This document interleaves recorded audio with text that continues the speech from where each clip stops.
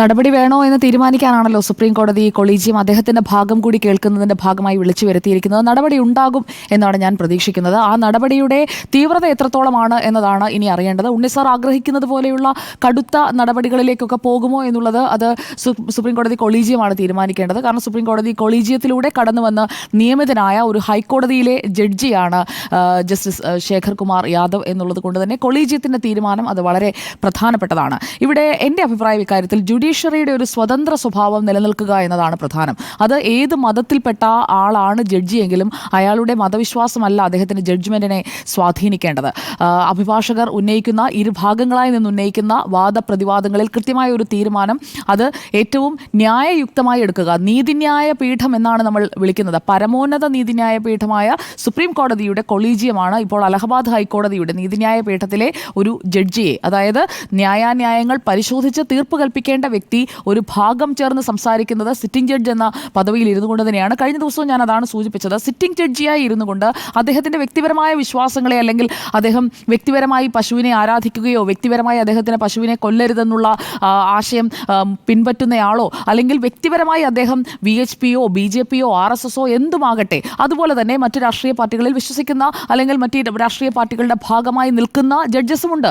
അതൊരു പരസ്യമായ രഹസ്യമാണ്. പക്ഷേ അത് ഔട്ട്സൈഡ് ജഡ്ജ്മെന്റ് എന്നുള്ള രീതിയിലേക്ക് മാറ്റി നിർത്താൻ സാധിക്കണം. അതായത് ഇരിക്കുന്ന പദവിയുടെ ഔന്നത്യം കളങ്കപ്പെടുത്തുന്ന രീതിയിലുള്ള പ്രസ്താവനകൾ ആ പദവിയിൽ ഇരുന്നു കൊണ്ട് നടത്താൻ പാടില്ല. അത് സംഭവിച്ചിട്ടുണ്ടോ എന്നതാണ് കൊളീജിയം പരിശോധിക്കുന്നത്.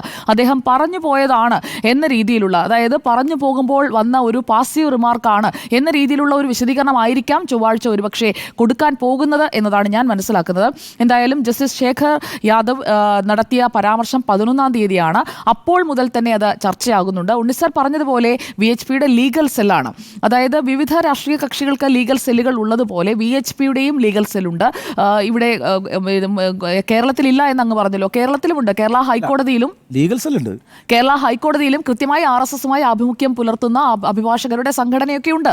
അവരൊക്കെ കൃത്യമായി യോഗങ്ങൾ ചേരാറുണ്ട്. ഇതുപോലെ തന്നെ കോടതി വളപ്പിൽ നിരോധിത സംഘടനയൊന്നുമല്ലല്ലോ VHP. അപ്പോൾ അവരുടെ ലീഗൽ സെല്ല് സംഘടിപ്പിക്കുന്ന ഒരു പരിപാടി എന്ന് പറയുന്നത് നിയമാനുസൃതം തന്നെ ആയതുകൊണ്ടായിരിക്കാമല്ലോ ആ ഹാൾ അനുവദിച്ചത്.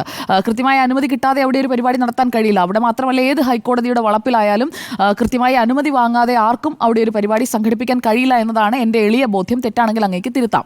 അപ്പോൾ അങ്ങനെ അനുമതികളുടെ അടിസ്ഥാനത്തിൽ നടത്തിയ ഒരു യോഗത്തിൽ അതിഥിയായി വരുന്നത് സിറ്റിംഗ് ജഡ്ജിയാണ്. സിറ്റിംഗ് ജഡ്ജി എന്ന നിലയിൽ അദ്ദേഹം പറയുന്ന ചില കാര്യങ്ങളിൽ അദ്ദേഹത്തിന് ഒരു കൺട്രോൾ വേണം എന്നുള്ളതാണ് പ്രധാനപ്പെട്ട കാര്യം. ഏകീകൃത സിവിൽ കോഡ്, ഭരണഘടനാപരമായ അനിവാര്യത, അതായിരുന്നു വിഷയം. ഈ പരാമർശങ്ങൾ ഇല്ലാതെ തന്നെ ആ വിഷയത്തെക്കുറിച്ച് അദ്ദേഹത്തിന് സംസാരിക്കാമായിരുന്നു എന്നതാണ് വസ്തുത. ഫോർമർ ജഡ്ജസിനെ വിളിക്കുമ്പോൾ അവർ വന്ന് നടത്തുന്ന അഭിപ്രായ പ്രകടനങ്ങൾ പോലെയല്ല ഒരു സിറ്റിംഗ് ജഡ്ജി വന്ന് ഇങ്ങനെയുള്ള കോൺട്രവേഴ്ഷ്യൽ ആയിട്ടുള്ള പരാമർശങ്ങൾ നടത്തുന്നത്. അതിലിപ്പോൾ അലഹബാദ് ഹൈക്കോടതിയോട് സുപ്രീം കോടതി വിശദീകരണം തേടിയിരുന്നു. ആ വിശദീകരണം കിട്ടിയിട്ടുണ്ടാകും. അതിൻ്റെ കൂടി അടിസ്ഥാനത്തിലായിരിക്കാം കൊളീജിയത്തിന് മുന്നിൽ ഹാജരാകാൻ ഇപ്പോൾ ആവശ്യപ്പെട്ടിരിക്കുന്നത്. ചീഫ് ജസ്റ്റിസ് സഞ്ജീവ് ഖന്നയാണ് കൊളീജിയത്തിൻ്റെ തലവൻ. 17-ാം തീയതി, അതായത് വരുന്ന ചൊവ്വാഴ്ച, മറ്റന്നാൾ ഇക്കാര്യത്തിൽ വിശദീകരണം നൽകാനായി എത്താൻ പോവുകയാണ്. അതിനിടയിൽ പ്രശാന്ത് ഭൂഷൺ കൺവീനറായിട്ടുള്ള campaign for judicial accountability and reforms അവർ ചീഫ് ജസ്റ്റിസിന് കത്തെഴുതിയിരുന്നു. ആ കത്തിൽ പറഞ്ഞത് കോടതി തന്നെ ഒരു ആഭ്യന്തര അന്വേഷണം നടക്കേണ്ടതുണ്ട്. ഇംപീച്ച്മെന്റിനായുള്ള നീക്കങ്ങൾ മറുഭാഗത്ത് ഇന്ത്യ ബ്ലോക്ക് നടത്തുമ്പോൾ ആഭ്യന്തര അന്വേഷണത്തിന്റെ ആവശ്യകതയുണ്ട് എന്നതുകൂടി കൃത്യമായി പറഞ്ഞു വെച്ചുകൊണ്ടുള്ള ഒരു കത്താണ് പ്രശാന്ത് ഭൂഷൺ കൺവീനറായിട്ടുള്ള സമിതി അയച്ചിരിക്കുന്നത്. എന്തായാലും ഇവിടെ മറ്റൊരു കാര്യം കൂടിയുണ്ട്. ഇപ്പോൾ UP മുഖ്യമന്ത്രി ഉത്തർപ്രദേശ് മുഖ്യമന്ത്രി യോഗി ആദിത്യനാഥിൻ്റെ ഒരു പിന്തുണ അത് വരുന്നത് ഒരു പൊതുപരിപാടിയിലാണ് എന്നതുകൂടി നമ്മൾ കാണേണ്ടതുണ്ട്. ഇവിടെ വർഗീയ പരാമർശമാണോ നടത്തിയത് എന്നത് കൊളീജിയം പരിശോധിക്കാൻ പോകുന്നു. അതിൽ അദ്ദേഹം പറഞ്ഞ ഒരു വാചകം, അതിൽ അദ്ദേഹം ക്ലാരിറ്റി കൊടുക്കേണ്ടതായ ചില വാചകങ്ങളുണ്ട്. അതിൻ്റെ മലയാള തർജ്ജമ നമ്മൾ എടുത്തു നോക്കിക്കഴിഞ്ഞാൽ, ഒരു സമുദായം കുട്ടികളെ അഹിംസയും കാരുണ്യവും സഹിഷ്ണുതയും പഠിപ്പിക്കുമ്പോൾ മറ്റൊരു സമുദായം കുട്ടികളുടെ മുന്നിലിട്ട് മൃഗങ്ങളെ കശാപ്പ് ചെയ്യുകയാണ്.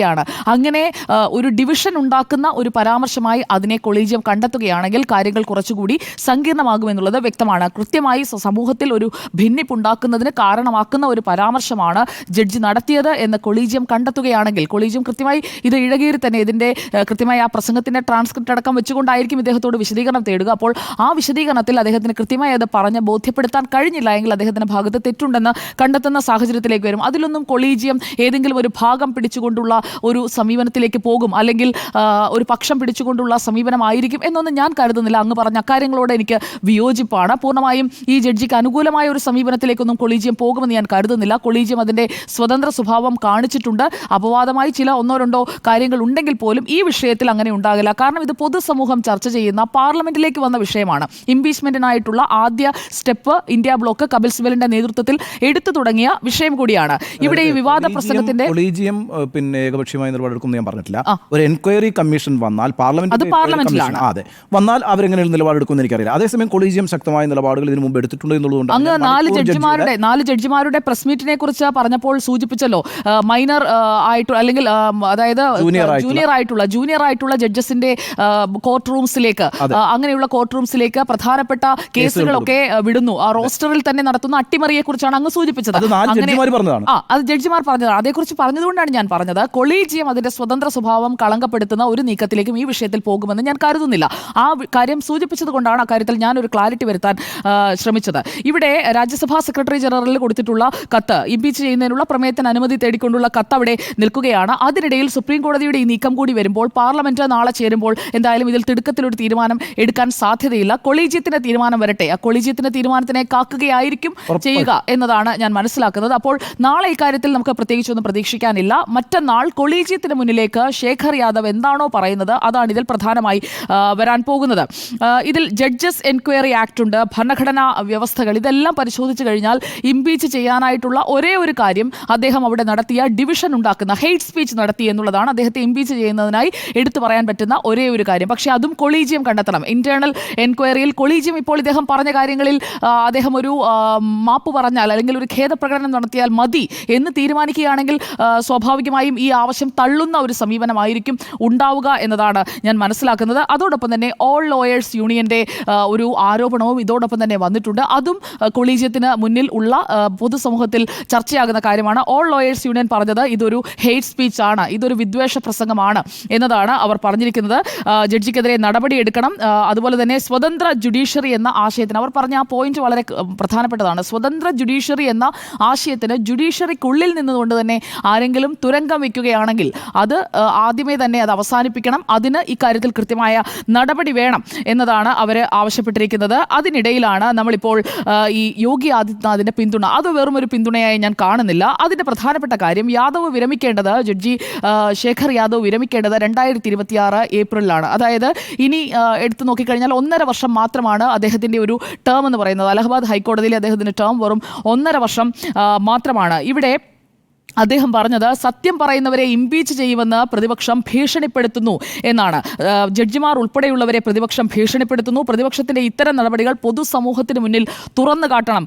യോഗിയുടെ വാക്കുകൾ അങ്ങനെ പോകുന്നു. അതുപോലെ തന്നെ യോഗി ആദിത്യനാഥ് സംസ്ഥാനത്തെ ഒരു പൊതു ചടങ്ങിലാണ്. ആ പൊതുചടങ്ങിൽ അദ്ദേഹം പറഞ്ഞത് ജനാധിപത്യവാദികളാണ് തങ്ങളെന്ന് പ്രതിപക്ഷം പറയുന്നു. പക്ഷേ ആരെങ്കിലും സത്യം പറഞ്ഞാൽ ഇംപീച്ച്മെന്റ് പ്രമേയം കൊണ്ടുവരുമെന്ന് പറഞ്ഞുകൊണ്ട് സമ്മർദ്ദത്തിലാക്കുന്നു. അപ്പോൾ ഈ ജഡ്ജി പറഞ്ഞത് സത്യമാണ്, അല്ലെങ്കിൽ ജഡ്ജി പറഞ്ഞ ഈ വാദം അതിനെ എൻഡോഴ്സ് ചെയ്യുകയാണ് ഒരു സംസ്ഥാനത്തിന് മുഖ്യമന്ത്രി. ആ സംസ്ഥാനം ഏതാണ്? അലഹബാദ് ഹൈക്കോടതി ഇരിക്കുന്ന സംസ്ഥാനത്തിന്റെ എവിടെ വെച്ചാണോ ഈ പരാമർശം, വിവാദമായ പ്രസംഗം നടത്തിയത്, അതിനെ കൃത്യമായി പിന്തുണച്ചുകൊണ്ട് യോഗി ആദിത്യനാഥ് എന്ന ഉത്തർപ്രദേശ് മുഖ്യമന്ത്രി കടന്നു വരുമ്പോൾ വിഷയം കൂടുതൽ രാഷ്ട്രീയമാവുകയാണ്. കേന്ദ്ര സർക്കാരിന്റെ ഭാഗത്തു നിന്നുണ്ടാകുന്ന നീക്കം എന്താണ് എന്നുള്ളത് നമുക്ക് പാർലമെന്റിൽ ഇത് വരുമ്പോൾ മാത്രമേ, അല്ലെങ്കിൽ പ്രതിപക്ഷം ഈ വിഷയം ഉയർത്തുമ്പോഴുള്ള പ്രതികരണങ്ങളിലൂടെ നമുക്ക് ബോധ്യമാവുകയുള്ളൂ. നിലവിൽ അവർ ഇതെല്ലാം നിരീക്ഷിച്ചുകൊണ്ടിരിക്കുകയാണ് എന്നതാണ് ഞാൻ മനസ്സിലാക്കുന്നത്. കാര്യമായ പ്രതികരണങ്ങളൊന്നും ഈ വിഷയത്തിൽ നമ്മൾ കാണുന്നുമില്ല. വലിയ പ്രതികരണങ്ങളിലേക്ക് പോകാതെ ഒരു മൈൽഡായ ഒരു ശ്രമം ആണ് ഈ വിഷയത്തിൽ അവർ തുടർന്നുകൊണ്ടിരിക്കുന്നത്. അപ്പോൾ നടപടി ഉണ്ടാകുമോ എന്നത് കൊളീജിയത്തിന്റെ തീരുമാനത്തിനെ അനുസരിച്ചായിരിക്കും. നടപടി ഉണ്ടാകാനുള്ള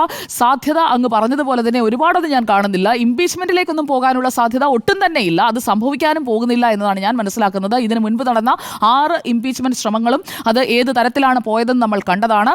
അന്ന് മുതലുള്ള ഇംപീച്ച്മെന്റ് നീക്കങ്ങളെല്ലാം ഒന്നുകിൽ രേഖകളിൽ നിന്ന് ആ ഭാഗങ്ങൾ നീക്കുന്നതിൽ അല്ലെങ്കിൽ രാജിവെച്ചൊഴിയുന്നതിൽ ഒക്കെയാണ് നിന്നിട്ടുള്ളത്. ഇവിടെ 1.5 വർഷം മാത്രമാണ് അദ്ദേഹത്തിന് ടെന്യൂർ ബാക്കിയുള്ളത്. അതുകൊണ്ട് എന്തിനും സാധ്യതയുണ്ട്. ഇവിടെ ഹെയ്റ്റ് സ്പീച്ച് നടത്തുന്നത് അതിപ്പോൾ ഏത് രാഷ്ട്രീയ കക്ഷിയിൽപ്പെട്ട, ഏത് മതവിശ്വാസത്തിൽപ്പെട്ട ആളായാലും അപരമതത്തെ ദ്വേഷിച്ചുകൊണ്ടുള്ള ഒരു പരാമർശം നടത്തുന്നത് ശരിയല്ല എന്നുള്ളതാണ് എൻ്റെ ഈ വിഷയത്തിൽ അഭിപ്രായം. നടപടി എടുക്കേണ്ടതാണ് അതൊരു ഹെയ്റ്റ് സ്പീച്ച് ആണെന്ന് കണ്ടെത്തുകയാണെങ്കിൽ.